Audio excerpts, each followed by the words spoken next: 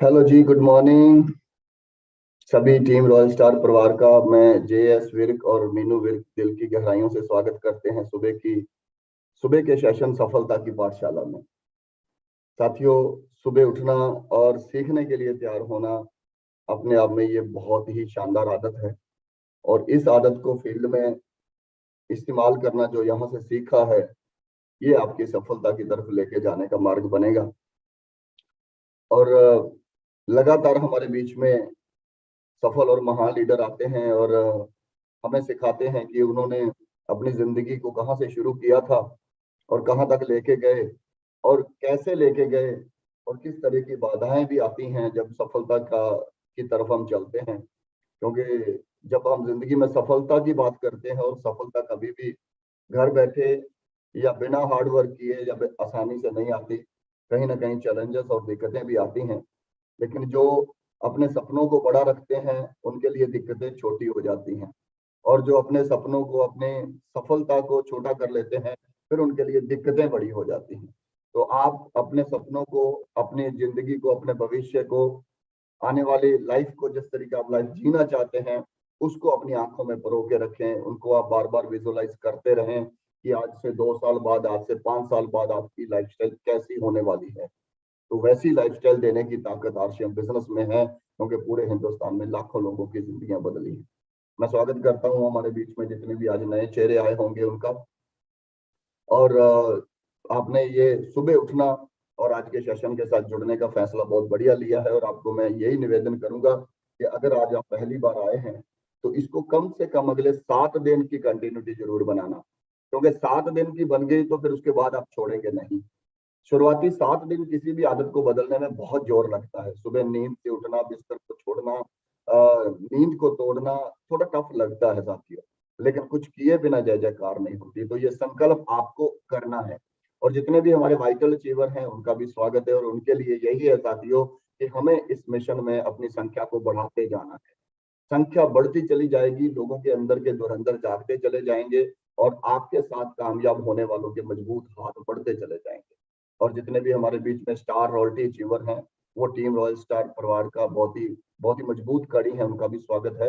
और जितने हमारे बीच में टेक्निकल लीडर हैं, मैं नाम लेना चाहूंगा सुखराज सर का, मैं नाम लेना चाहूंगा रशपाल सिंह जी का, मनजीत सिंह गिल साहब का, और मनोज कुमार भगत सर का। और हमारे बीच में बहुत ही dynamic icon of team Royal Star Pooja and Gurjeet Virk ji हमारे बीच में हैं। और आज हमारे बीच में जो शख्सियत हैं, आज हमारे जो मेहमान हैं, वो एक यंगस्टर हैं, एक ऐसी शख्सियत, क्योंकि यंगस्टर के लिए वो प्रेरणादायक बनेंगे। और आनंद कश्यप सर हैं हमारे बीच में, मुगल सराय यूपी से। स्टार एमराल्ड जैसा मुकाम सर के पास है। स्टार एमराल्ड का मुकाम मतलब पूरे हिंदुस्तान की कई स्टेटों में बिजनेस का होना, पूरे हिंदुस्तान के नेशनल शख्सियत बन जाना, आरसीएम बिजनेस में एक बड़ा नाम होना। और इनकम की मामले में बात करें तो इनकम का एक बड़ा साइज होना, लाखों रुपए महीने की इनकम सर यहाँ पर होती है। लाइफस्टाइल टोटल बदल चुका होता है। और खास बात सर की मैं और बताऊं आपको, ये हम जो चैनल देखते हैं, chat with Surendra works, sir chat with Surendra works channel के ब्रांड एम्बेसडर भी हैं। यानी उनमें चैट विद सुरेंद्र वर्क्स को सपोर्ट करने में, उनके बीच में जो मेहमान आते हैं, उनके साथ कंसर्न करने में, और बहुत सारी चीजों में ब्रांड एम्बेसडर्स का योगदान रहता है chat with Surendra works channel को चलाने के लिए। तो एक बड़ी हस्ती है आज जिनको हम सुनने वाले हैं, और मैं खुद एक्साइटेड हूँ उनको सुनने के लिए। तो बिल्कुल बीच में मैं बाधा ना बनते हुए डायरेक्टली इनवाइट करता हूँ sir, please welcome on the screen mister Anand Kashyap sir. Please welcome, आप स्क्रीन पर आए और अपने ज्ञान की बारिश टीम रॉयल स्टार परिवार पे करें। Welcome sir. Thank you sir. और पूरे भारत से जितने लोग भी आए हैं, सभी लोगों को गुड मॉर्निंग, सभी लोगों को जय आरसीएम। साथियों, आज बहुत अच्छा लगा सर को देख के। सुबह सुबह समझ लीजिए कि जय सर को देखे हमने, और इनको देखने के बाद ना कहीं मेरे अंदर चार्जिंग आता है। ये पहली बार हमको सुन रहे हैं, इसलिए चार्जिंग आता है। इसके पीछे सबसे बड़ा कारण होता है कि इंसान जब संघर्ष के दिनों में आपके साथ खड़ा हो ना, तो उस इंसान को कभी भूलना नहीं चाहिए। और विक सर उस समय खड़े थे जब भारत में, पूरे भारत से आरसीएम वालों को बुलाया गया था ना, तो एक टेंट भर के लोग आए थे। और उस समय ये कपल आरसीएम के धरने पे मजबूती से खड़े थे। और आज सर को सुबह सुबह देखे तो वहीं से हमको याद आ गया शुरुआती दौर। उस समय मेरा शुरुआत ही था, और वो दौर और उस संघर्ष के दौर को हमने देखा हुआ है। उस समय सारे परिवार हैं, जितने भी लोग आरसीएम के रहे, उस समय किस सिचुएशन को देखे थे। लोग आज के आरसीएम को देखते हैं, लेकिन हम लोगों ने उस समय आरसीएम को देखा था जिस समय लोग यही कहते थे कि तुम्हारी आरसीएम तो चली गई। और हम लोगों का एक विश्वास था कि एक दिन आरसीएम वापस आएगा, और हम लोगों ने जो अपने सपने देखे थे और जो हमने लोगों से कमिटमेंट किया था वो एक दिन पूरा होगा। तो ये वो दौर में सर साथ में रहे हैं, नो डाउट। सर का हम बहुत बहुत दिल से शुक्रगुजार हैं, क्योंकि धरने स्तर पे सर बढ़ चढ़ के हिस्सा लेते थे। तो देखिए, आप सभी लोगों को अपना परिचय दें। आप बहुत सारे साथी आज नए होंगे, बहुत सारे लोगों ने आज हमें पहली बार देखा होगा। तो मेरा नाम आनंद कुमार कश्यप हुआ, मुगलसराय बनारस नाम आप सभी लोग सुने होंगे, वाराणसी। तो यहीं के हम लोग निवासी हैं, और इस बिजनेस की शुरुआत जब हमने किया था उस समय बीएससी सेकेंड ईयर के स्टूडेंट थे और एग्जाम दे रहे थे। और उस समय ये बिजनेस मेरे जीवन में आया था। मेरे जीवन में ये बिजनेस जब आया तो पहली बार तो हमने इसको बिल्कुल नकार दिया था। नकार इसलिए दिए थे ना, क्योंकि पढ़ने में थोड़े ठीक ठाक स्टूडेंट थे, और 9 बच्चों को, सीबीएसई बोर्ड के बच्चों को पढ़ाया भी करते थे। और उस समय ना आरसीएम कोई बताता था तो हमें ये समझ में आता था कि आरसीएम वो लोग करते हैं जिसको कोई काम नहीं मिलता है, ऐसे लोग करते हैं। ये मेरे दिमाग में एक धारणा बनी हुई थी, क्योंकि आरसीएम का ना प्लान हमने देखा था, ना आरसीएम के सेमिनार में गए थे, ना आरसीएम के किसी सफल लोगों से मिले थे। सिर्फ मेरे दिमाग में था कि ये बेवकूफ़ बनाने का कोई धंधा है बस। लेकिन बाद में मेरी जो सोच थी वो बिल्कुल बदली, और बाद में हम बीएससी सेकेंड ईयर का जब एग्जाम दे रहे थे उस समय मेरे सामने हम आरसीएम में आए, और आने के साथ साथ वहाँ से शुरू किया हमने। और जैसा कि आप सभी लोग, जितने लोग भी आरसीएम में शुरुआत कर चुके हैं, आप सभी लोग जानते हैं, शुरुआती दौर में जो संघर्ष होता है ना, वो लगभग सबका एक जैसा होता है। जो बाहर में लोग सवाल पूछते हैं, जो बाहर में लोग टोंट मारते हैं, वो सारे के सारे एक जैसे होते हैं। और वो सवाल हमेशा हमें मिलता रहा। सबसे पहला जो मेरे साथ चैलेंजिंग आया था वो ये था, वो मेरा एज फैक्टर था। क्योंकि हम किसी को आरसीएम समझाने जाते थे, लोग यही कहते थे कि तू बाबू इस उम्र में पढ़ाई करो, अपने करियर पे ध्यान दो, ये सब आलतू फालतू चीज़ों पे ध्यान मत दो। हम लोगों को जाते थे समझाने, लोग उल्टा हमें समझाया करते थे। लोगों को हम बोलते थे कि आरसीएम के वजह से एक दिन हम देखिएगा कार में आएंगे, एक दिन मेरे पास कार होगी, तो लोग उसको मजाक समझते थे। लोग बोल देते थे, अच्छा जिस दिन कार आएगा ना अपने कार में हमको भी घुमाना, ऐसे लोग बोल देते थे। तो बहुत सारी चीज़ें थी संघर्ष के दौर में। और लेकिन हाँ, एक बार जब आरसीएम में आ गए तो दोबारा हम पीछे मुड़ के नहीं देखे। और आरसीएम में जिस समय आए थे, एग्जाम दे रहे थे सेकेंड ईयर का, बीएससी सेकेंड ईयर का मेरा एग्जाम था, पीएमएस ग्रुप था मेरा, फिजिक्स मैथ और स्टैट था। और एग्जाम देने के बाद कॉलेज से जिस दिन लास्ट मेरा पेपर था ना, मैथ का थर्ड पेपर था, मैं थर्ड पेपर का पूरा सॉल्यूशन करने के बाद लास्ट पेज पर हमने आरसीएम का मार्केटिंग प्लान लिखा, उसको ऐसे काटे और वहाँ पे लिखे रफ वर्क, और कॉपी हमने जमा किया। उसके बाद हम कॉलेज से बाहर निकले, और तब से लेके आज तक हम फिर कभी कॉलेज गए ही नहीं। बीएससी सेकेंड ईयर का लास्ट एग्जाम देने के बाद आज तक हमें ये पता नहीं है कि सेकेंड ईयर का एग्जाम का रिजल्ट मेरा क्या हुआ। और ऐसे सिचुएशन में छोड़ के चले आए, घर में आए तो किसी को नहीं बताए थे कि हमने पढ़ाई छोड़ दी, केवल सेकेंड ईयर का एग्जाम देके। सब लोगों को लगा कि रिजल्ट का इंतजार कर रहा है और इसलिए आरसीएम कर रहा है। बहुत सारी चीज़ें हुई, लेकिन हम आरसीएम में आ गए और उसके बाद लगातार इसको सीखते गए। और सीखने के नतीजा रहा कि मेरी जो पहली इनकम आरसीएम से आई थी ना, ध्यान से सुनिए, मेरी पहली इनकम, वो हमें बहुत मोटिवेट करता। मेरी पहली इनकम आरसीएम से आई थी 240 रुपये। और 240 की इनकम को देखने के बाद हम इतने एक्साइटेड हो गए थे कि वो 240 रुपये है। जिसके पास जाते थे सबको बताते थे कि देखो 240 रुपये आया है, वो स्टेटमेंट लेके दिखाते 240 रुपये आया है। तो कई लोग तो मुस्कुराते थे, और सबकी मुस्कान अलग अलग हुआ करती थी, लोग पीछे हंसते थे, कुछ लोग बोल भी देते थे ये 240 आया है, वाह बहुत बढ़िया। लेकिन मेरा एक भरोसा था कि आज 240 आया है, एक दिन 2,40,000 भी आएगा। और इस विश्वास पे लगातार काम करते गए। मेरी एक महीने की जो इनकम थी वो उस समय 42,000 रुपये थी, रॉयल्टी के लेवल पे थे, एक अच्छी इनकम आने लगी थी। और स्टूडेंट लाइफ पे कोई हो 42,000 की इनकम आने लगी तो लाइफ तो एकदम शानदार से हो जाती है और बहुत अच्छी लाइफ हो गई थी। लेकिन अचानक से आरसीएम के ऊपर ब्रेक लगा और आरसीएम के ऊपर ब्रेक लगने के बाद 1 साल कंटिन्यू 1 साल 1 रुपए का भी मुंह हम लोग नहीं देखे थे। एक ऐसा संघर्ष हमने देखा कि जिन बच्चों को हम पढ़ाते थे ना 9 से लेकर 12 तक के जिन बच्चों को पढ़ाए थे, जब वो ग्रेजुएशन में गए थे और मेरा आरसीएम बंद था तो लोग हमें क्या राय देते थे, सर आपका ना डिसीजन गलत हो गया, आपने अपना करियर खराब कर लिया। बहुत से लोग कहते थे कि आपने अपना करियर खराब कर लिया। शायद कोई ऐसा व्यक्ति होगा जिस समय उस दौरान किसी ने हौसला बढ़ाया हो, नहीं तो हर एक व्यक्ति हौसला तोड़ने में ही लगा हुआ था कि अरे आप लोग गलत कर रहे हैं, ये सब ऐसा होता ही है, ये तमाम चीजें थी। और 1 साल तक कोई सोर्स ऑफ इनकम नहीं थी, बिल्कुल वो था, लेकिन हम लोग इंतजार किए थे। लखनऊ से धरना शुरू हुआ, लखनऊ गए, दिल्ली जंतर मंतर पे हुआ, जंतर वहां गए। उसके बाद जब उद्योग मैदान जयपुर में 5 महीने धरना चला, वहां पे रहे। और एक था कि नहीं, विश्वास था कि मेरा आरसीएम आएगा और ऊपर वाले से एक ही चीज करते थे, हे बस एक बार आरसीएम को वापस ला दो, क्योंकि इस बार तो प्रूव करके दिखाना है, इस बार लोगों को जवाब देना है कि नहीं आरसीएम बिजनेस सही था, सही है और हम लोग इसमें प्रूफ करके दिखाएंगे। और नो डाउट सारे लोगों की मेहनत रंग लाई और आरसीएम वापस आया। और आरसीएम जब वापस आया तो उसके बाद कस के मेहनत किए। लगभग 1 साल तो आरसीएम में ना बड़ा संघर्ष रहा। कभी कई पिकअप सेंटर बंद हो चुके थे, प्रोडक्ट की कमी थी, ज्वाइनिंग कैसे करते हैं ये पूरा सिस्टम नया हो चुका था और लगभग 6 महीने तो यही सीखने में लग गया था कि ज्वाइनिंग कैसे करते हैं। और 1 साल बड़ा उलटफेर रहा। और 1 साल के बाद दूसरा साल जो था, दूसरे साल हमने स्टार पल इस बिजनेस का फाइनल किया। हमने क्वालिफाई शुरू किया, क्वालिफाई करने के बाद डायरेक्ट स्टार पल हुए, स्टार पल करने के बाद इस बिजनेस में बहुत तेजी से आगे ग्रो कर रहे थे। और तभी एक बड़ा चैलेंज आया मेरे साथ। और वो बड़ा चैलेंज आपके साथ भी आ सकता है। वो क्या है? वो एक चैलेंज आता है कि जब हम लोग आगे बढ़ते हैं तो हम लोगों की टीम में कई लोगों को एक गलतफहमी हो जाती है कि पूरा बिजनेस मेरी वजह से हो रहा है, हम लोग लीडर हैं, हम कहीं भी जाएंगे तो बहुत बड़ा बिजनेस खड़ा कर लेंगे।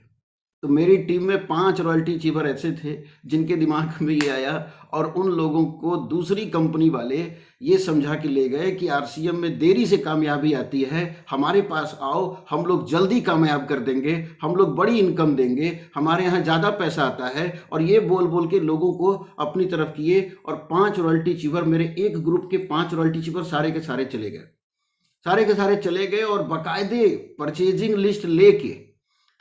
लिस्ट लेके गए और एक एक व्यक्ति को फोन कर करके दूसरी कंपनी का प्लान बताते थे और बोलते थे कि देखो आरसीएम में धीरे धीरे पैसा आता है, ये इनकम 50,000 इनकम तो तुम्हारा 3 महीने में आने लगेगा, 6 महीने में आने लगेगा।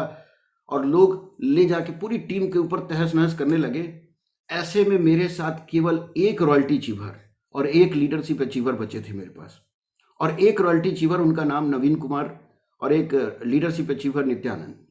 2 व्यक्ति मेरे साथ इस बिजनेस में टिके रहे और वो दोनों व्यक्ति लगातार लगे रहे। और उन लोगों के जाने के ठीक 1 साल बाद जो लोग ये प्लान करके गए थे ना कि पूरा बिजनेस करके हम लोग इस कंपनी को आगे ले जाएंगे, आरसीएम को पीछे छोड़ देंगे, मुगल सराय में आरसीएम का नाम नहीं रहेगा, लोग वो चैलेंज करने लगे थे। 1 साल के अंदर सबको समझ में आ गया, क्योंकि 1 साल के अंदर में जो सपने देख के वो गए थे ना कि 50,000 की इनकम 3 महीने में आएगी, 6 महीने में आएगी, सब उल्टा हो गया। किसी भी बंदे का 5,000 भी वहां पे इनकम नहीं आया। और हमारे टीम में नवीन कुमार जो रहे वो इस बिजनेस के टेक्निकल अचीवर बन गए। जो रॉयल्टी अचीवर थे वो टेक्निकल अचीवर बने। और उसके बाद लगातार रॉयल्टी इतनी टीमें इतनी तेजी से रॉयल्टी खड़े हुए कि आज के डेट में 52 पीने अचीवर हो गए। 52 पीने अचीवर हुए, 5 गए 50 हो गए। तो आप लोगों के साथ भी हो सकता है। कई लोग कहते ना कि गरीबपुर से अमीरपुर की तरफ ट्रेन तो चली, लेकिन बीच में होशियारपुर आया और लोग होशियारपुर में कहीं उतर जाते हैं। तो साथियों, गरीबपुर से अमीरपुर की यात्रा में एक चीज याद रखिएगा, बीच में होशियारपुर में उतरिएगा नहीं। अगर आपने अपलाइन को पकड़ लिया है, अपलाइन के ऊपर भरोसा कर लिया, तो उस भरोसा को कभी तोड़िएगा नहीं। भरोसा करिए तो पूरा, नहीं करिए तो नहीं करिए। आरसीएम करिए तो पूरा, नहीं करिए तो नहीं करिए। जब तक हमने आरसीएम नहीं किया नहीं किया, जब तक आरसीएम खराब समझते थे खराब समझते थे, लेकिन जिस दिन आरसीएम को मान लिए कि आरसीएम मेरी जिंदगी को बदल सकता है, इसके ऊपर कभी शंका नहीं किए। अगर अपलाइन को मान लिए कि नहीं ये अपलाइन मेरी जिंदगी बदल सकते हैं, उस अपलाइन के ऊपर शंका नहीं किए, लगातार सीखते गए, लगातार उनका हाथ पकड़े रहे। आरसीएम बंद था, घर वाले बोलते थे सेकेंड ईयर किए, थर्ड ईयर कर लो, थर्ड ईयर कर लो।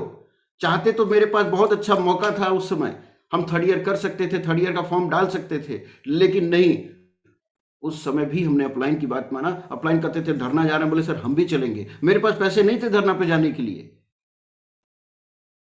जंतर मंतर दिल्ली में जब धरना हो रहा था, उस समय जाने के लिए मेरे पास पैसे नहीं थे। मेरे पास डेल का एक मोबाइल था, एंड्रॉइड मोबाइल, उस समय नया नया एंड्रॉइड मोबाइल आया था, बहुत लोगों के हाथ में होता नहीं था। उस मोबाइल को 12,000 का मोबाइल खरीदे थे, उस मोबाइल को हमने 2700 रुपए में बेच के और तब धरना पे गए थे। मोबाइल बेच के जाना पड़ा था उस समय। लेकिन हाँ, तब की लाइफ और आज की लाइफ में जमीन आसमान का अंतर है। तब की लाइफ में बहुत संघर्ष देखे, लेकिन आज की लाइफ में बहुत बिल्कुल अंतर है। आरसीएम ओपन हुआ, उसके बाद लगातार इस काम को करते गए और विश्वास था कि हम बात अभी शुरुआत में कहा था कि 240 पे मेरे को भरोसा था कि एक दिन 2,40,000 भी आएगा। और मेरी अभी पीछे जो इनकम बनी है वो 2,51,000 रुपए बनी है, एक महीने की इनकम 2,51,000। मेरा भरोसा था कि 240 से 2,40,000 आएगा, मेरा आया। और जिन लोगों का भरोसा नहीं था, उनका नहीं आया, वो छोड़ के भाग गए। आपको भी यही कहेंगे, आपका भरोसा ही आपको आगे ले जाएगा। हाँ, इस बिजनेस में सीखते हैं, उससे ज्यादा आपके ऊपर काम करता है आपका भरोसा। ये कहते हैं ना कि मानो तो देव नहीं तो पत्थर। भगवान को अगर आप मानते हैं कि ये भगवान है, ये परमेश्वर है, तो वो आपको उसका फल भी देता है। अगर आप मानने लगेगा पत्थर है, तो पत्थर की तरह रिजल्ट भी मिलने लगेगा। आरसीएम को जिस दिन मान लीजिएगा ना कि ये मेरी जिंदगी को बदल देगा, ये बदलेगा, और ये बदलता है। एक का नहीं, लाखों का बदला है। कई सारे एग्जाम्पल पड़े हुए, कई सारे पूरे भारत में हैं जिनकी जिंदगी बदली है। लेकिन किसका बदला है? जिनका विश्वास अटूट रहा है। और दूसरी चीज कि देखिए, इस बिजनेस में ना सबसे बड़ी चीज क्या है, कैसे करना है आरसीएम, ये आपको बताने वाले बहुत मिलेंगे। कैसे करना है आरसीएम, ये बहुत लोग मिलेंगे, लेकिन आरसीएम क्यों करना है, ये दुनिया में केवल एक आदमी बताएगा। और वो पता है कौन है? वो कोई और नहीं है, आपके अंदर जो बैठा हुआ आप खुद है ना, वही बताएंगे। और जिस दिन आपका क्यों क्लियर हो गया, कैसे अपने आप ढूंढ लीजिएगा। जिस दिन अगर आपको मान के चलिए अपने घर से निकल के आपको कन्याकुमारी जाना है और आपका क्यों क्लियर हो गया कि कन्याकुमारी क्यों जाना है, आपको ये किसी से पूछना नहीं पड़ेगा कैसे जाना है, आप पहुंच जाएंगे वहां पर। पिछले साल याद करिए, लॉकडाउन में जब पहला लॉकडाउन लगा था, लोग मुंबई से, दिल्ली से, न जाने कहां कहां से लोग अपने घरों में चले गए, वापस गए पैदल। क्यों क्लियर था, इसलिए पैदल चले गए।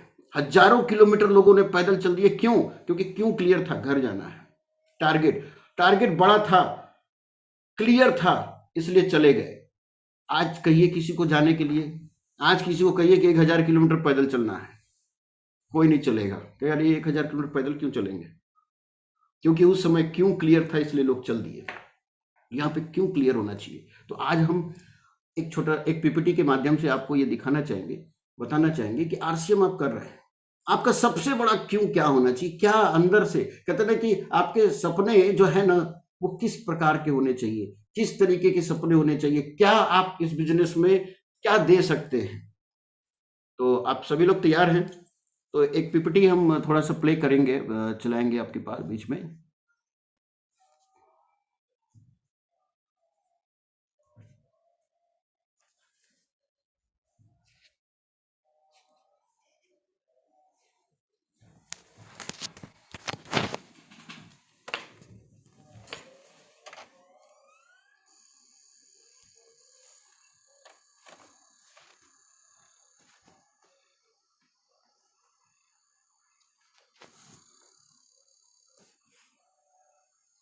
सर आवाज आएगा तो बताइएगा। तो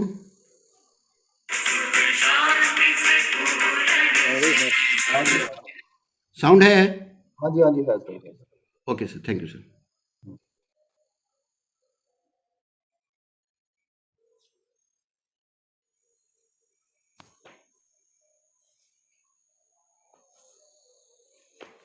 ये स्क्रीन दिख रहा है आप लोगों को? जी बिल्कुल क्लियर सर। तो देखिए, आपका स्वागत है और स्वागत करते हैं आपका एक ऐसे प्लेटफॉर्म में जहां पर के अवसरों का भंडार पड़ा हुआ है। एक ऐसी दुनिया जहां पर ढेर सारे अवसर हैं, बहुत सारे अवसर हैं, और एक ऐसा अवसर जो आप अब तक ढूंढ रहे हैं। तो आप सभी का स्वागत करते हैं। और इसमें सबसे पहला मेरा एक सवाल है आपसे, क्या आपको पता है कि आप कौन हैं?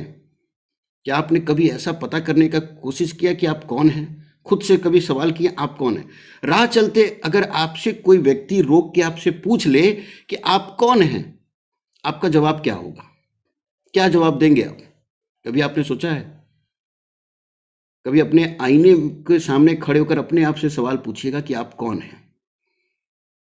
तो एक बार आइए हम आपको मिलवाते हैं कि आप कौन हैं, जिसको कि हम लोग भूल चुके हैं कि हम लोग कौन हैं।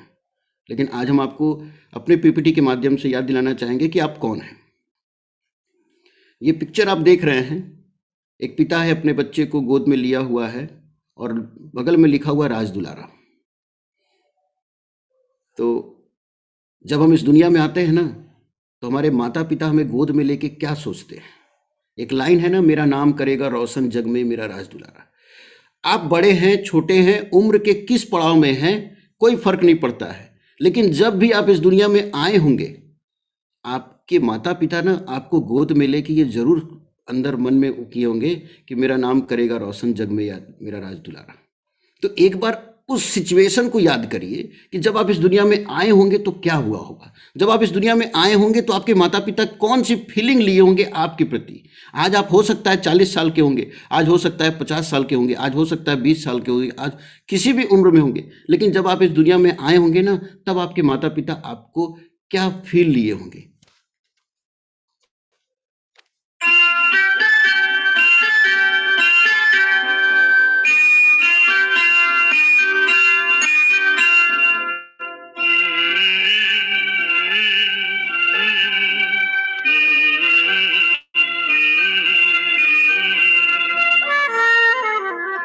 तुझे सूरज कहूँ या चंदा, तुझे दीप कहूँ या तारा, मेरा नाम करेगा रोशन जग में मेरा राज दुलारा। तुझे सूरज कहूँ या चंदा, तुझे दीप कहूँ या तारा, मेरा नाम करेगा रोशन जग में मेरा राज। देखिए, बचपन में जब हम लोग जन्म लेते हैं ना, तो माँ बाप हमारे बारे में यही सोचते हैं कि एक दिन ये बच्चा मेरा नाम रोशन करेगा। लेकिन अपने आप से सवाल पूछिए, क्या वो माता पिता जो बचपन में गोद में लेके हमारे बारे में सपने देखे होंगे, सोचे होंगे, क्या हम लोग उसको पूरा किए हैं? और यही नहीं, आगे हमारे माता पिता क्या सोचते हैं ना, उसको भी एक बार सुनिए।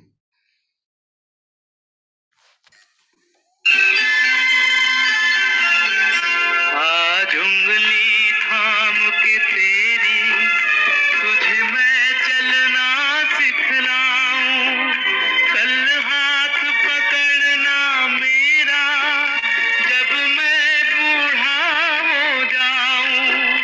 तू मिला तो मैंने पाया जीने का नया सहारा, मेरा नाम करेगा रोशन जग में मेरा राज दुलारा।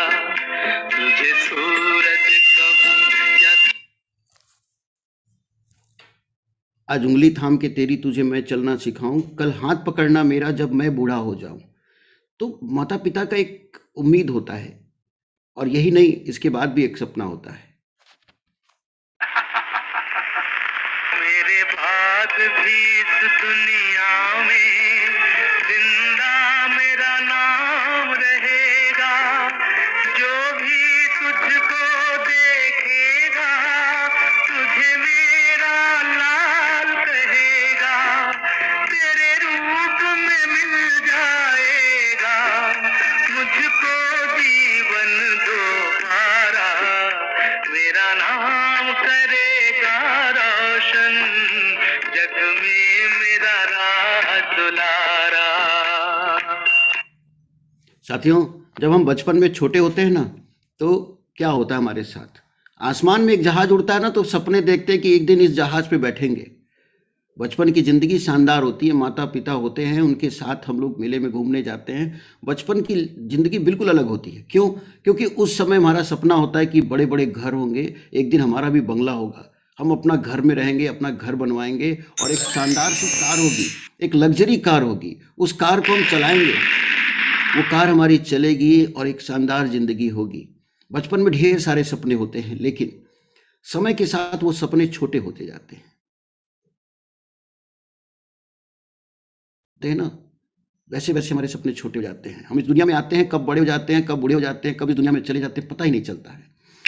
क्या कभी आपने सोचा है कि आखिर वो सपने छोटे क्यों होने लगते हैं? जब हम लोग बचपन में होते हैं, बचपन की ज़िंदगी शानदार होती है और बचपन में हमारे सपने बहुत बड़े बड़े होते हैं और हमारा जो डर होता है वो बहुत छोटा होता है। आप देखिए अपने घर में एक बच्चे को जो 2 साल 3 साल 4 साल का है, वो बच्चा डरता नहीं है। वो सीढ़ी में 6 सीढ़ी पहले छलांग लगा देता है, हम लोग एक एक सीढ़ी उतरते हैं। वो बेड पे से नीचे कूदने में डरता नहीं है। उसके सपने बड़े होते हैं लेकिन डर छोटा होता है। हमको आपको कोई कह देना कि आप बेड पे से छलांग लगाइए, तो बेड पे खड़े तो हो जाएंगे, लेकिन सोचेंगे कि मैडम क्या बोलेगी, कितना बड़े हो गए बेड पे से छलांग लगा रहे हैं। 4 सीढ़ी छोड़ के आप जंप लगाएंगे ना, तो अंदर से होगा अरे लोग क्या कहेंगे। हम लोगों के अंदर डर, जैसे जैसे इंसान बड़ा होता है ना, वैसे वैसे डर उसकी बड़ा हो जाता है। तो बचपन में हमारा सपना बड़ा है, डर छोटे हैं, लेकिन जब इंसान बड़ा होता है तो उसके सपने छोटे हो जाते हैं और डर बड़ा हो जाता है, जस्ट उल्टा हो जाता है। और इसका सबसे बड़ा जो कारण है वो है लॉट्स ऑफ फेल्योर। हम अपने जीवन में इतना संघर्ष करते हैं, इतनी बार हारे होते हैं कि अंदर से डर ज़्यादा बड़ा हो जाता है। और जिंदगी का चौराहा जो होता है ना, इंसान जब बड़ा होता है, किस तरीके से उसके अंदर डर होता है, क्योंकि जब से वो बड़ा हो जाता है, इंटर की पढ़ाई कर लेता है, ग्रेजुएशन कर लेता है, उसके बाद वो कंफ्यूज हो जाता है। कंफ्यूज हो जाता है कि किस क्षेत्र में जाएं, जॉब करें, सेल्फ एम्प्लॉयड बने, ट्रेडिशनल बिजनेस को संभालें या खेती करें, क्या करें। कई लोग होते हैं खेती भी संभालने लगते हैं, जॉब भी करने लगते हैं, कई सारा काम करने लगते हैं, फेल हो जाते हैं। यानी कि जिंदगी में एक ऐसा चौराहा, एक ऐसा दौर आता है जहां पे इंसान कंफ्यूज होता है किधर जाएं, क्या करें। बहुत सारे लोगों के साथ ऐसा होता है कि वो पूरी जिंदगी कंफ्यूजन में बिता देते हैं और उसका जो नेक्स्ट जनरेशन आता है, उसका बच्चा भी कंफ्यूज रहता है, उसको भी नहीं पता होता है कि उसको जॉब करना है, किधर जाना है, क्या करना है। वो भी जिंदगी के चौराहे में वो भी कंफ्यूज होता है। और ऐसी स्थिति में अगर देश में मंदी आ जाए तो क्या होगा? तब तो इंसान सोचता है क्या करूं मैं। मंदी के बीच में बढ़ गई बेरोजगारी, एक तो पहले से कंफ्यूजन, कंफ्यूज आदमी, कंफ्यूज जिंदगी, कंफ्यूज सपने, ऊपर से ये भी, ऊपर से मंदी आ जाए तो इंसान कंफ्यूज जाता है कि अब क्या करें, व्हाट टू डू। बेरोजगारों की खान मेरा भारत महान, पिक्चर देखिए ये, कभी ये न्यूज में आया हुआ था। और क्या है ये?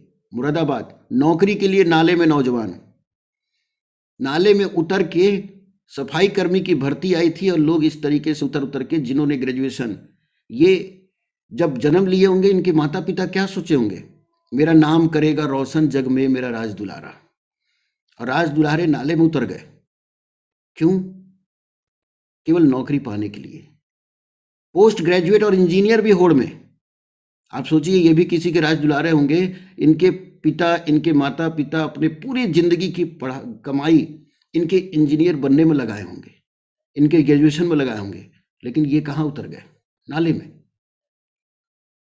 क्यों? क्योंकि हमारे यहाँ एक सोच डेवलप हो गया है कि पढ़ाई लिखाई करनी है, नौकरी चाहिए, मुझे नौकरी चाहिए। किसी भी स्टूडेंट को रोक के पूछ लीजिए पढ़ क्यों रहे हो, तो नौकरी चाहिए, नौकरी चाहिए, सबको केवल नौकरी चाहिए।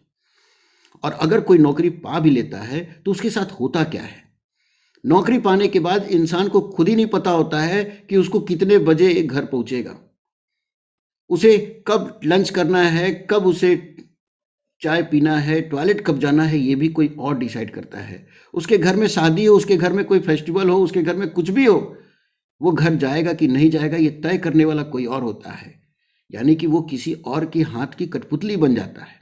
वो अपने समय का खुद ही मालिक नहीं रहता है, वो अपने पैसे का खुद ही मालिक नहीं रहता है, वो डिसीजन लेना उस नहीं ले सकता है, क्योंकि उसका हर डिसीजन कोई और लेता है। और ऐसी नौकरी के लिए लोग खूब भागते फिरते हैं। अब देखिए, अभी आपने देखा कि राज दुलारा हुआ, बड़ा हुआ, लेकिन धीरे धीरे वही बेटा थोड़ा बड़ा होता है ना तो एक और काम करता है। बचपन में जिसको गोद में पिता माता खिलाए है ना, वो थोड़ा जब बड़ा हो जाता है तो क्या करता है, गाड़ी उठाता है पिताजी का और ऐसे चलाता है, उड़ाने लगता है खूब तेज। ये उसकी जिंदगी की शुरुआत। वो एक ऐसा दौर है जहां पे कि अपने फ्यूचर को लेके वो सीरियस नहीं रहता है।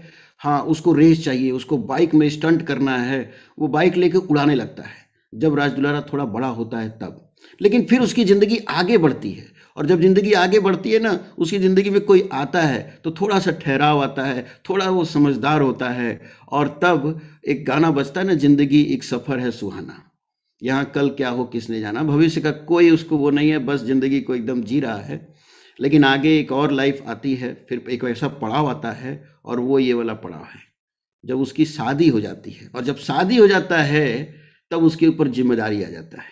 आज से तेरा गम मेरा हो गया, वो तेरे कांधे का जो दिल है, वो तेरे सीने में जो दिल है, वो तेरी बिजली का जो बिल है, आज से मेरा हो गया, वो मेरे तेरी बिजली का जो बिल है आज से मेरा हो गया।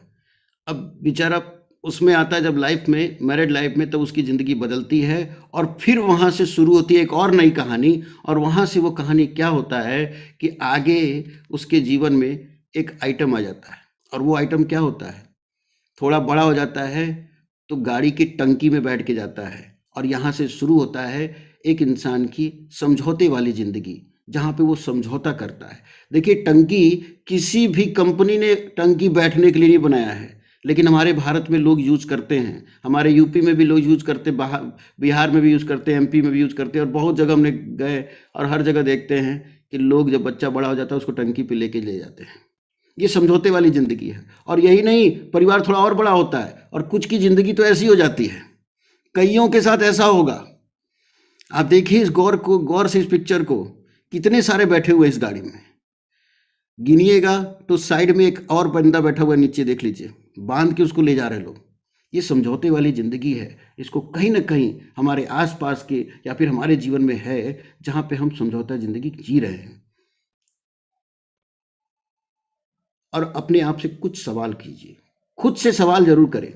वो कौन से सवाल हैं? क्या आप अपने वर्तमान से खुश हैं? सबसे पहला सवाल अपने आप से पूछिए कभी अकेले में, क्या आप अपने वर्तमान से खुश हैं? क्या आप अपने वर्तमान के काम से संतुष्ट हैं? क्या आप चाहते हैं कि जो काम आप कर रहे हैं वही कल आपके बच्चे भी करें? जो संघर्ष आप कर रहे हैं, क्या वही संघर्ष आप अपने बच्चों से करवाना चाहते हैं? ये सारे सवाल पूछिए। अगर आपका जवाब नहीं है तो टाइम फॉर चेंज, और आज आपकी ज़िंदगी बदलने वाली है। देखिए, परिवर्तन संसार का नियम है। भगवान कृष्ण ने ये कहा है कि परिवर्तन संसार का नियम है, और आप यहाँ पे एक परिवर्तन देख रहे हैं। हम सभी लोगों ने इस चारों चूल्हे को देखा है, मिट्टी के चूल्हे को भी देखा है, स्टोव को भी देखा है, गैस चूल्हे को भी देखा है, और इंडक्शन हीटर को भी देखा है। एक वक्त था जब खाना आग से पका करता था, आग से बनाया करता था, लेकिन आज के डेट में क्या है, बिना आग से भी बन जा रहा है। पहले में आग जलाना पड़ता था, इसमें आग नहीं जलाना पड़ता। कितना बदलाव हो गया है। आग के ज़माने में कोई बोलता कि एक दिन बिना आग के खाना बनेगा तो लोग हंसते, लेकिन आज हो रहा है। हम लोगों ने मोमबत्ती भी देखा है, और हम लोगों ने रिमोट कंट्रोल बल्ब भी देख लिया। कितने बदलाव हम लोगों ने देखे हैं इस परिवर्तन में। और इसी बदलाव में सबसे बड़ा बदलाव जो है वो है ऑनलाइन शॉपिंग, जो पूरी दुनिया में बहुत तेज़ी से ग्रो करता चला जा रहा है। और पिछले लॉकडाउन में आप सभी लोगों ने देखा है 2 साल से कि सब कुछ बंद हो गया, ऑनलाइन शॉपिंग नहीं बंद हुआ। घर बैठे लोग शॉपिंग शुरू कर दिए, और ऐसे में आरसीएम बिजनेस बहुत तेज़ी से आगे बढ़ रहा है। और आपको बताएं, 21वीं सदी का हाईएस्ट ग्रोइंग बिजनेस इंडिया में बना हुआ है ये आरसीएम बिजनेस। बहुत तेज़ी से ग्रो कर रहा है ये आरसीएम बिजनेस। क्यों ग्रो कर रहा है? क्योंकि जब सारे कुछ बंद है, जब सब कुछ बंद था, तब भी यहाँ पे लोगों की इनकम आ रही थी, लोग बढ़ रहे थे, लोग यहाँ पे इनकम उठा रहे थे, लोग बाहर की दुनिया में लोगों का डिमोशन हो रहा था, लोगों की नौकरियां जा रही थी, लेकिन यहाँ प्रमोशन हो रहा था। पिछले 2 साल के लॉकडाउन के दौरान हम इस बिजनेस में एमरॉल्ड भी हुए और स्टार एमरॉल्ड भी हुए। ये लॉकडाउन के दौरान हो गया। 21वीं सदी का ये हाईएस्ट ग्रोइंग बिजनेस है इंडिया में। देखिए, इस बिजनेस के माध्यम से 240 से 2,51,000 की इनकम पर पहुंचे, और आज के डेट में I am not a job seeker, now I am a job creator. आज के डेट में मैं जॉब खोजने वाला नहीं हूँ, बल्कि जॉब देने वाला व्यक्ति हूँ। आप में से जितने साथी रॉयल्टी अचीवर है, जितने भी टेक्निकल अचीवर साथी हैं, आप सभी के सभी, आप यहाँ पे जॉब लेने वाले नहीं, जॉब देने वाले हैं, लोगों को कामयाब करने वाले हैं।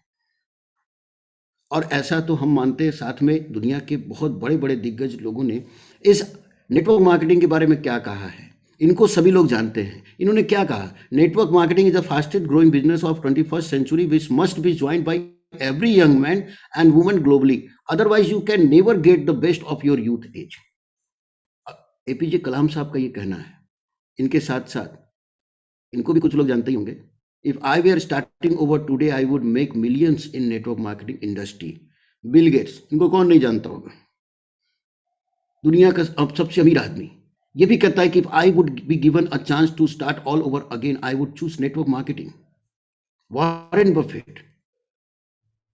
देखिए, ये सारे दिग्गज लोग भी जब मान रहे हैं तो हमें क्यों नहीं करना चाहिए। और लोग कहते हैं आखिर में कौन सा बिजनेस है। देखिए, सीधा सीधा सा वो है कि ये बिजनेस आपको क्या बनाता है। हम आपको क्या बता रहे हैं, हम आपको मालिक बनने का मौका दे रहे हैं। हम आपको मौका दे रहे हैं, आप अपने ड्रीम हाउस को हासिल कर सकते हैं, आप अपने सपनों का घर बना सकते हैं, आप अपने सपनों की कार ले सकते हैं, उसको चला सकते हैं। आप नीचे कॉर्नर में देखिए, एक आदमी, 2 कार्टून बने हुए हैं, एक दूसरे को कुछ देना चाह रहा है। पता है ये कौन है? ये वही व्यक्ति है जिसने आज आपको इस मीटिंग में बैठाया, जिसने लिंक भेज के आपको बुलाया, और वो प्रतिदिन प्रयास कर रहा है कि आप समझ लो, आज समझ लो, आज समझ लो, कभी तो समझ लो। और ये समझाना चाहते हैं वो कि आपको मालिक बनने का मौका दे रहे हैं। आपके सपनों को पूरा करने के लिए वो डेली प्रयास कर रहे हैं। आपके हर अपलाइन आपको कुछ देना चाह रहे हैं। ये आरसीएम बिजनेस आपको देना चाह रहा है। अब आप उसको पकड़ते हैं या नहीं पकड़ते, ये आपके ऊपर है। तो यहाँ पर आपको मालिक बनने का एक मौका मिल रहा है। और एक करोड़पति की तरह सोचने के लिए आपका कितना पैसा लगता है। बहुत सारे लोग अरे पैसा लगता है, कितना पैसा लगता है। एक करोड़पति की तरह सोच रखिए ना पहले, तो करोड़पति की तरह सोचने के लिए आपका केवल 0.0 पैसे ही लगते हैं। आरसीएम बिजनेस आपको अवसर देता है। कौन सा अवसर देता है? बिना पूंजी के पूरे भारत में व्यापार करने का मौका। और ये कोई जोक नहीं है, ये केवल कोई हल्की बात नहीं है कि पूरे भारत में बिजनेस करेंगे और वो भी बिना पूंजी के, पूरे इंडिया में। ये एक मौका देता है। और कैसा बिजनेस? खुद से सवाल पूछिए। जब पूंजी नहीं लग रहा है, यहां कोई पूंजी नहीं लग रहा है, जब पूंजी नहीं लग रहा है तो इस कार में रिस्क कितना है? कितना रिस्क है इसमें? जब पूंजी नहीं लग रहा है तो इस कार में टेंशन कितना है? और जब पूंजी नहीं लग रहा है तो इस कार में ब्याज कितना है? सवाल पूछिए अपने आप से कि आखिर में कैसा है। देखिए, इस बिजनेस में जब आप ज्वाइन करते हैं, आपको पहली चीज क्या मिलती है? शुरुआत में बहुत बताने को बहुत सारी चीज़ें मिलती हैं, लेकिन एक चीज़ मिलता है, यहाँ सबको कुछ ना कुछ इनकम आता है। आप यहाँ पर टीम डेवलप करते हैं, आपकी टीम में सबको पैसे आते हैं। जैसे मेरी शुरुआती में 240 थी, थोड़ी थोड़ी इनकम बढ़ी, जैसे जैसे आगे बढ़े मेरी भी इनकम बढ़ी, 2,51,000 की इनकम पर पहुँचे। इसी तरीके से सबके पास कुछ ना कुछ इनकम आना शुरू हुआ। यहाँ पर सबसे पहला मिलता है पैसा। दूसरी चीज़ मिलती है यहाँ टाइम। जब इस बिजनेस में शुरुआत किए थे, पहला महीना 27 ज्वाइनिंग, और आज पूरे इंडिया में अलग अलग स्टेट में मेरा बिजनेस है। मेरी पूरी टीम में लगभग 50,000 की डाउनलाइन में अगर मान के चलिए 5,000 लोग भी एक्टिवली काम कर रहे 1 घंटे, तो 5,000 घंटे मेरे लिए 1 दिन के काम हो रहे हैं। यानी पैसा भी मिला और समय भी मिला। वो लोग जो कहते थे कि अपने समय को बर्बाद कर रहे हो, आप ही सोचिए मेरा समय बर्बाद हुआ या घंटे के घंटे कितने सारे घंटे मेरे पास हो गए। आज 5,000 10,000 घंटे प्रतिदिन के काम हो रहे हैं। तो यहाँ पैसा भी है और समय भी है। ये दोनों चीज एक ही प्लेटफॉर्म पे मिलता है। और अब हम आपको जो लास्ट में बताने जा रहे हैं, वो दुनिया की सबसे बड़ी अपॉर्चुनिटी। हमने कहा ना, वर्ल्ड ऑफ अपॉर्चुनिटी में आपका स्वागत किया था हमने। यहाँ पर एक ऐसी अपॉर्चुनिटी बताने जा रहे हैं, दुनिया में सबसे बेहतर है। और वो क्या है? एक ऐसे खजाने के बारे में बात करने जा रहे हैं। एक ऐसा खजाना, आप देखिए, धन दौलत कितना भी खरीद के रख के दे दीजिएगा, जमा करके दे दीजिएगा, बच्चे उसे समाप्त कर देंगे। लेकिन आज हम एक अलग खजाने के बारे में बात करेंगे। एक ऐसा खजाना जो कभी समाप्त ही नहीं होगा, उस खजाने को। और वो खजाना कहाँ मिलता है? वो आरसीएम बिजनेस में मिलता है। और वो खजाना, सबसे कीमती चीज हमारे पास क्या है? हमारा परिवार। सबसे कीमती चीज हर इंसान का उसका परिवार है। देखिए, एक परिवार में एक पिता होता है, एक लड़का होता है जिसकी शादी होती है एक लड़की से। उसकी जब शादी होती है ना तो वो पत्नी उससे नहीं सवाल करती है कि साड़ी दिलाओगे तभी जाएंगे, जब ये मेरे शर्तों को पूरा करोगे तभी तुम्हारे साथ शादी करेंगे, तो नहीं करेंगे। कोई शर्त नहीं रखती है। 20 साल 30 साल ये लड़की अपने पिताजी के आंगन में खेलती है और पिताजी के एक बार कहने पे कि अनजान इंसान के साथ पूरी जिंदगी बिताने के लिए चल देती है। उस समय इसका भरोसा किसके ऊपर होता है? इसी आदमी के ऊपर होता है। भविष्य में इसके बच्चे होते हैं, पहला बेटा होता है, फिर दूसरा बच्चा होता है, 2 बच्चे होते हैं। इन दोनों बच्चों का हीरो कौन है? अक्सर देखते हैं मम्मी जब घर में बच्चों को डांटती है ना तो बच्चे कहते हैं आने दो पापा को बताएंगे, आने दो पापा को बताएंगे। किसी भी चीज का जब ख्वाहिश होता है ना, ये बच्चे किससे मांगने जाते हैं? अपने पापा से। इनको पेंसिल, रबड़, कटर, स्केल की जरूरत हो ना तो किससे मांगेंगे? अपने पिता से मांगेंगे। ये जानते हैं कि कोई पूरा करे या ना करे, मेरे पापा जरूर पूरा कर देंगे। घर में माँ और बाप, इन दोनों का जगह कोई भी नहीं ले सकता है। क्यों? क्योंकि ये बच्चा जो आज आदमी है, जिसका परिवार है, ये बच्चा जब छोटा था ना तो ये दोनों माँ बाप अपने खुशियों को भले दबा देते थे, लेकिन इस बच्चे का हर सपना पूरा करते थे। ये बच्चा बेड पे सुसु करता था ना तो खुद गीले में सोते थे, लेकिन उसको सूखे में सुलाते थे। अपने दोनों टाइम दूध नहीं पीते थे, लेकिन बच्चे को दोनों टाइम दूध पिलाते थे। अपने बोरे वाले स्कूल में पढ़े होंगे, लेकिन बच्चे को टाई वाले स्कूल में पढ़ाते हैं। इस सपने से, एक उम्मीद से कि जब मैं बूढ़ा हो जाऊंगा ये मेरा लाठी बनेगा, मेरा सहारा बनेगा। और यही आदमी आज के डेट में इस पूरे परिवार में है, तो ये पूरा परिवार हंसी खुशी जी रहा है, बहुत अच्छी जिंदगी है, पूरा फैमिली हैप्पी फैमिली है। लेकिन गौर से देखिए, अगर इस परिवार में ये आदमी चला जाए तो क्या होगा?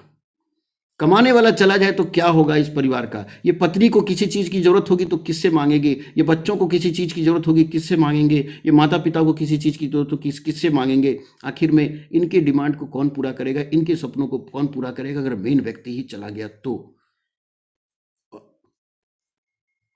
और आए दिन हम लोग ये खबर पढ़ते हैं, सुनते हैं कि पटरी से ये उतर गया, ये हुआ, वो हुआ। कोविड में न जाने कितने लोगों के घर के चिराग चले गए।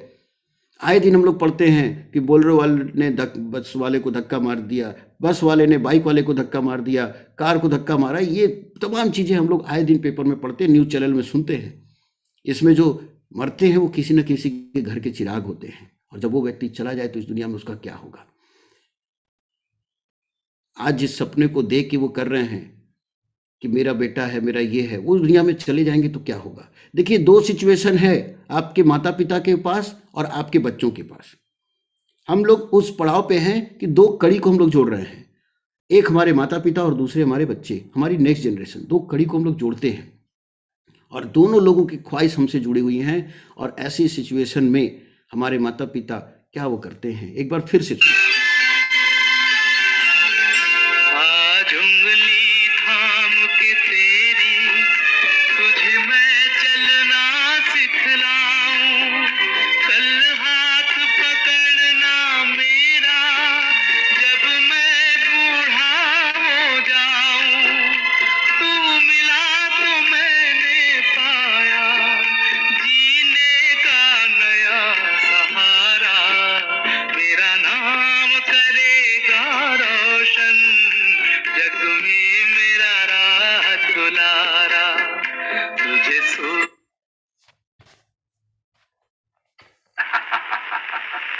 मेरे बाद भी इस दुनिया में जिंदा मेरा नाम रहेगा। जो भी तुझको देखेगा तुझे मेरा लाल कहेगा, तेरे रूप में मिल जाएगा मुझको जीवन दोबारा, मेरा नाम करेगा रोशन, जग में मेरा राह दुलारा।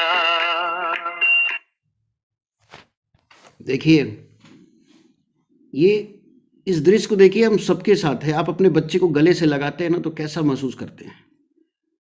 उसके लिए कभी हाथी बनते हैं, कभी घोड़ा बनते हैं।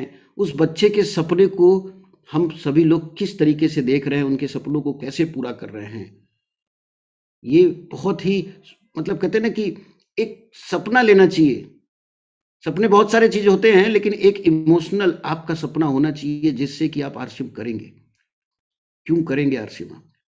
बुढ़ापे में सहारा बनने के लिए जो माता पिता हमारे बारे में सोच रखे हैं, उनके लिए भी कुछ करना है। हमारी नेक्स्ट जनरेशन है, उनके लिए भी कुछ करना है। इन दोनों कड़ियों को एक बेहतर ज़िंदगी देना है। आज ये जो बच्चा है ना, ये आज आपके साथ खेल रहा है, आपको पापा बोल रहा है, आपके सपने जुड़े हैं, इसके लिए क्या करना चाहिए, क्या करेंगे? तो देखिए, इस बिजनेस में जो सबसे बड़ी चीज़ है, सबसे कीमती चीज़ देता है, जो खजाना है, वो क्या है? इस बिजनेस में आप ज्वाइन करते हैं, आपके नीचे टीम डेवलप होती है, और टीम डेवलप होने के बाद एक ऐसा टाइम आता है जिस समय आज नहीं तो कल लाइफ की गारंटी नहीं है। जो बच्चे के लिए आज घोड़ा बन रहा है, जिस बच्चे के लिए आज हाथी बन रहा है, जिस बच्चे को गले लगा के सुकून महसूस करते हैं, उस बच्चे को अगर छोड़ के चले जाएंगे तो उसका जीवन कैसा बीतेगा? क्योंकि यहाँ पर ज्वाइन करने के बाद हमारी टीम डेवलप होती है, टीम में सबके पास पैसा आ रहा है, और ऐसे में अगर ऊपर वाला व्यक्ति इस दुनिया को छोड़ देता है तो क्या होता है? क्योंकि इसका कोड ट्रांसफ़र होगा उसके नॉमिनी को, और उसके बाद क्या होगा? इसकी इनकम नहीं रुकेगी। पैसे सबके पास जा रहे हैं, नीचे से लेके ऊपर तक सबके पैसे जा रहे हैं, उसके पास भी पैसे आएंगे। तो इस परिवार को कभी भी इनकम के लिए नहीं सोचना पड़ेगा, और वो इनकम हमेशा बढ़ बढ़ के आएगा। हमेशा वो इनकम बढ़ते हुए क्रम में आएगा, और वो आगे बढ़ता चला जाएगा। उस परिवार को सबसे बड़ी चीज़ जो मिलेगी वो सिक्योरिटी मिलेगी। इस सिक्योरिटी के लिए अपने परिवार के लिए ज़रूर काम करिए। साथियों, देखिए, ये घड़ी है, लास्ट में इस घड़ी को देख लीजिए ध्यान से। ये घड़ी क्या है? देखिए, 24 घंटे हम सबके पास है, सबके पास 24 घंटे है। एक सामान्य घड़ी है, कॉमन वॉच है, एक आरसीएम की वॉच है। इन दोनों घड़ियों में क्या अंतर है? इस घड़ी को ध्यान से देखिए और खुद को चेक करिए। खुद से एक सवाल पूछिए, खुद से एक सवाल पूछिए गौर से, कि हर बदलते सेकंड के साथ आपकी सिक्योरिटी घट रही है, बढ़ रही है? अपने से सवाल करिए कि हर बदलते सेकंड के साथ, इस मीटिंग में जब आप सुबह उठे थे ना, इस मीटिंग में ऐड हुए थे, तब से लेके अभी के बीच में आपके न जाने कितने सेकंड खत्म हो चुके हैं। इस हर बदलते सेकंड के साथ आपकी सिक्योरिटी घट रही है, बढ़ रही है? रात में कल जब आप सोए थे और आज जब सुबह जागे हैं, दोनों में अंतर हो गया है। कहीं ना कहीं हम सब धीरे धीरे बूढ़े हो रहे हैं। तो खुद को चेक करें कि हर बदलते सेकंड के साथ आपकी सिक्योरिटी घट रही है या बढ़ रही है। और इसलिए अपने लिए एक फैसला करिए, 24 घंटे में 23 घंटे अपने पुराने काम को करिए। पुराने काम को छोड़िए मत। ये मैसेज नहीं लीजिएगा कि नहीं सर हमको भी अपने पुराने काम को छोड़ देना। नहीं, आप 24 घंटे में 23 घंटे अपने पुराने काम को कीजिए, लेकिन 1 घंटा आरसीएम के लिए निकालिए। 1 घंटे आरसीएम के लिए निकालिए। और क्यों करना है ये 1 घंटा? कहाँ निकालना है? अपने परिवार को सुरक्षा देने के लिए।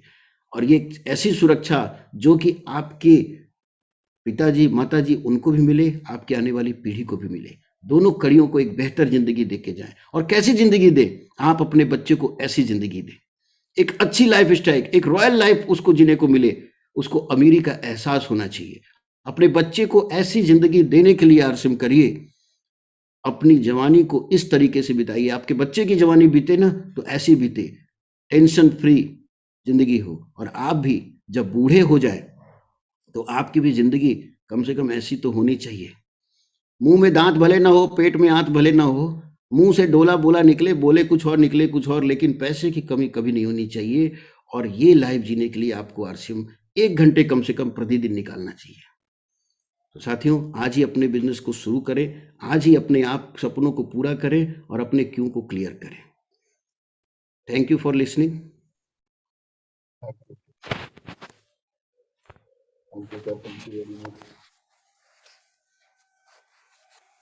ये चीजें हम लोगों ने जो देखा, इन सभी चीजों को लेके एक ड्रीम बनाना चाहिए कि नहीं, हमारा क्यों क्लियर होना चाहिए। जिस दिन क्यों क्लियर हो जाएगा, आपके सारे कैसे पता चलते जाएंगे, कैसे बढ़ना है, कैसे करना है आगे। इस बिजनेस में जब संघर्ष का दौर था, हम लगातार टिके रहे, इसलिए क्योंकि मेरा क्यों क्लियर था।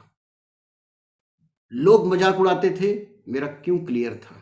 लोग हिल क्यों जाते, लोग डिरेल क्यों जाते, क्योंकि उनका क्यों क्लियर नहीं है। और आरसीएम बिजनेस से आप अपने परिवार को, आप अपने समाज को वो दे सकते हैं जो बाहर के किसी भी प्लेटफॉर्म से आप नहीं दे सकते हैं। देखिए, आज हमको मौका मिला, आज पूजा मैम ने टाइम लिया था, पूजा मैम ने एक मौका दिया आपके बीच में आने का, अपनी बात को रखने का, आरसीएम को एक दूसरे तरीके से समझाने का, अपनी फीलिंग को शेयर करने का कि आखिर में ये बिजनेस हमें क्या देता है। तो बहुत बहुत थैंक यू पूजा मैम को, और सभी लोगों को आपको बहुत बहुत धन्यवाद सभी को। और mic hand over to JS Virk sir. Thank you sir, thank you very much, thank you very much. आज की meeting out of the world थी सर, बिल्कुल जिस तरह से आपने पूरे आत्माओं को झंझोड़ दिया आज। और मेरे ख्याल से आज यहाँ पर हम 300 लोग हैं और आप सुबह उठ के यहाँ पर आए हैं, इसका मतलब आप जिंदगी में कुछ करना चाहते हैं, इसमें कोई दो राय नहीं है। वरना जिन्होंने नहीं कुछ करना वो सो रहे हैं। आप उठ के अगर 300 लोग आज जुड़े हुए हैं, 300 से ज्यादा हो गए थे हम लोग आज, तो इसका मतलब अंदर से आवाज तो आती है कुछ करने के लिए। लेकिन जिस तरह से आवाज आती है आज, उसी तरह से कश्यप सर ने हमारी आत्मा तक बात को पहुंचाने की कोशिश की है। बड़े अनोखे तरीके से उन्होंने हमें ये बताया कि आप ही हैं जो आपको खुद को कामयाब बना सकते हैं। बड़े अनोखे तरीके से उन्होंने हमारे रीजन क्लियर किए कि किस तरह से लोग समझौते करते हैं। एक बाइक पे 5-5, 4-4, 6-6 लोग और टंकी पे बच्चों को बैठा के चलते हैं, या ठंड में परेशान हो रहे हैं, फिर भी वो अपनी लाइफ को अपग्रेड नहीं कर रहे, अपने जिंदगी को उस समझौतों में ले जा रहे हैं कि हम इसमें मैरिज कैसे करें, उसी में उलझने की कोशिश करते हैं, लेकिन उसमें उसके प्रति माइंड को खोलते नहीं है। वो चीज आपने बड़े बढ़िया तरीके से क्लियर किया। आपने विजन बहुत अपने ही अंदाज में क्लियर किया सर। और जॉब मांगने वाले नहीं, हम लोग जॉब देने वाले हैं, और अपनी ताकत को पहचाने और थोड़ा लाइफ में एक जिस तरह से आपने कहा कि कंफर्ट जोन से बाहर आ जाओ साथियों। अगर हम कंफर्ट जोन के अंदर रहेंगे, समझौतों भरी लाइफ के अंदर रहेंगे, तो हम कभी भी लाइफ को बदल नहीं सकते। लाइफ को बदलने के लिए कुछ खुल के खेलना पड़ता है, फील्ड में उतरना पड़ता है। 300 लोग हैं आज, वादा करके मीटिंग को हमें खत्म करना है कि बिल्कुल मैं अपने भविष्य के लिए, मैं अपने बच्चों के लिए, मैं अपनी जिंदगी के लिए फील्ड में जाऊंगा। और सर ने कहा कि अपना काम छोड़ने की जरूरत नहीं है। जितना समय आप घंटा 2 घंटा इस बिजनेस को दे सकते हैं, बस एक ही बात याद रखिए, ज्ञान किसी काम का नहीं है अगर काम में ना लिया जाए तो इसी चीज को अपने पकड़ना है कि बैग उठाओ, फील्ड में जाओ, आरसीएम बताओ और जिंदगी बनाओ। बस ये काम अपने को करना है साथियों। क्योंकि जब तक आप फील्ड में नहीं जा रहे, जब तक आप लोगों से बात नहीं कर रहे, जब तक आप अपने आप को खुद को लीडर नहीं मान रहे हैं, तो बात बनने वाले नहीं है। जितने भी टेक्निकल अचीवर हैं, ये करके बने हैं, यूं ही नहीं बन गए। अब आपकी बारी है साथियों। आपको खुद करे बिना खुद मरे बिना स्वर्ग नहीं मिलेगा, और खुद करे बिना टेक्निकल नहीं मिलेगा। तो डेफिनेटली आप उधर जाए मैदान में। सर का शुक्रिया अदा करने के लिए मैं सबसे पहले गुरजीत और पूजा सर को रिक्वेस्ट करूंगा कि वो क्योंकि पूजा जी ने टाइम दिया था, तो मैं चाहूंगा कि एक बार सर का शुक्रिया अदा करें पूजा जी। और कुछ रॉयल्टी अचीवर रेडी पोजीशन में रहे। आज कुछ रॉयल्टी अचीवर्स के मैसेज हम लोग जोड़ना चाह रहे हैं। Gurjeet, Pooja ji. Thank you sir. Great morning leaders, आप सबका बहुत बहुत स्वागत है हमारे आज के सेशन में। और पहले तो मैं आनंद सर का धन्यवाद करना चाहूंगी तहे दिल से। सर आपका बहुत बहुत शुक्रिया। और वाकई में आपकी प्रेजेंटेशन बड़ी कमाल की थी। आपका जो समझाने का अंदाज था वो सब लोगों को बड़ा ही पसंद आया। मैं सबके चेहरे देख रही थी आज के प्रोग्राम में। और मैं एक ही बात बोलना चाहूंगी, देखो सुबह सुबह सर ने हमें कितना सारा पैसा दिखा दिया कि हमारे बच्चों का जीवन क्या हो सकता है, हमारा क्या हो सकता है। हम सुबह सुबह प्रकृति को सफलता की पाठशाला के माध्यम से हम डेली पैसे की वाइब्रेशन दे रहे हैं, डेली पैसे को विजुलाइज कर रहे हैं। और जब हम अपने घर में किसी मेहमान को बुलाते हैं ना बार बार, तो वो डेफिनेटली आता है। ये पैसा आएगा, आपके ड्रीम पूरे होंगे। कारण क्लियर करो। और सर ने वो जो बाइक दिखाई ना, वो रियल में सत्य है। मुझे भी मेरा बचपन याद आ गया। तब पापा के पास बजाज का स्कूटर हुआ करता था, आगे भाई बैठता था और उसको बोलते थे बेटा थोड़ा सा सिर नीचे कर ले, मुझे वरना आगे कुछ दिखेगा नहीं, एक्सीडेंट हुआ तो चारों ही जाएंगे एक साथ। वो सिर नीचे कर लेता था, मैं मम्मी पापा के बीच में बैठती थी। पर एक वो दिन था और आज वो दिन है जब 15 लाख की गाड़ी में घूमते हैं और माता पिता प्राउड फील करते हैं कि ये हमारे बच्चों ने पैदा होकर हमारा नाम रोशन किया। तो आप भी अपने पेरेंट्स का नाम रोशन करिए, आपके बच्चों का भविष्य देखिए। Thank you very much. Over to Virk sir. Thank you Puja ji. Really sir, आज मैं कैसे शुक्रिया अदा करूं। एक बार सभी लोग ताली बजा दें, दिल से ताली बजाएं जोरदार स्क्रीन के सामने। और आप अपने जरिए से मैसेज लिख कर के भी सर का शुक्रिया अदा कर सकते हैं। और हमारे YouTube चैनल पर भी बहुत सारे साथी हैं जो लगातार जुड़ते हैं सुबह सुबह मॉर्निंग में। और मैं उनको भी कहूंगा कि ये देखो, ज्ञान का जो गंगा बहती है, इनको ज्यादा से ज्यादा लोगों तक पहुंचाएं और चैनल को सब्सक्राइब करें और आगे शेयर भी करें इस चैनल के लिंक को।